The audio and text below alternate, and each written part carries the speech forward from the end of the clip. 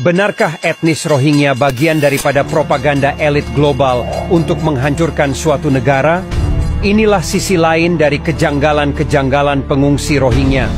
Yang pertama, jika memang benar etnis Rohingya dibantai habis-habisan di Myanmar karena mereka beragama Islam, lalu KNPA mereka tidak berjihad, bukankah mereka manusia yang kuat dan suka memberontak, padahal mereka sendiri sudah mengklaim bahwa mereka asli pribumi Myanmar, dan juga jika dipikirkan, selemah apapun umat Islam, pasti mereka akan melawan demi agama dan bangsa sekalipun harus mati. Apakah mereka tidak mengerti konsep jihad? Atau jangan-jangan mereka bukan muslim, melainkan munafik? Yang kedua, ada unsur permainan politik.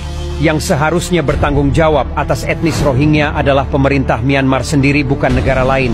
Faktanya mereka sudah dibuatkan tempat tinggal mewah, namun mereka malah keluar dengan sengaja dari negaranya sendiri.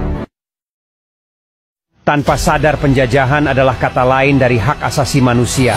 Hancurkan agamanya dari dalam, hancurkan moralnya dari pendidikan, hancurkan negaranya dari ekonomi, hancurkan kepercayaan rakyatnya dari politik, hancurkan persaudaraannya dari propaganda media, rahasiakanlah sesuatu itu dengan cara tidak merahasiakannya. Inilah yang disebut penjajahan gaya baru. Yang keempat, jika memang benar mereka terusir lalu terdampar dan membawa identitas sebagai orang yang beragama Islam, lalu kenapa mereka tidak membawa Al-Quran untuk dibaca, dan kenapa keislamannya tidak ditampakkan, justru malah jauh dari kata muslim? Seharusnya dan umumnya seorang muslim akan lebih memperlihatkan keislamannya ketika mengalami kesusahan, mengalami musibah, dan mengalami penindasan, sebagaimana saudara-saudara kita di Palestina.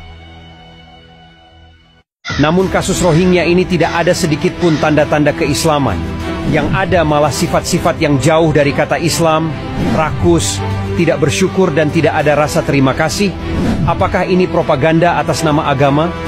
Dan apakah dengan cara ini mereka menghancurkan negara-negara Islam? Yang kelima, kasus pengungsi Rohingya mirip dengan kasus Israel yang dulunya menjadi pengungsi di Palestina dengan membawa identitas Yahudi.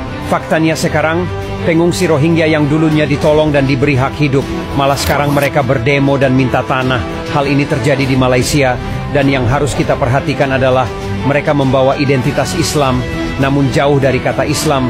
Hal semacam ini tidak ada dalam sejarah bahwa umat Islam memberontak dan meminta-minta tanah demi kekuasaannya. Berhati-hatilah, dan kalian harus membedakan mana Islam dan mana munafik. Dan kalian harus ingat bahwa kejahatan propaganda yang paling ampuh adalah propaganda agama. Gimana menurut kalian? Komen di bawah.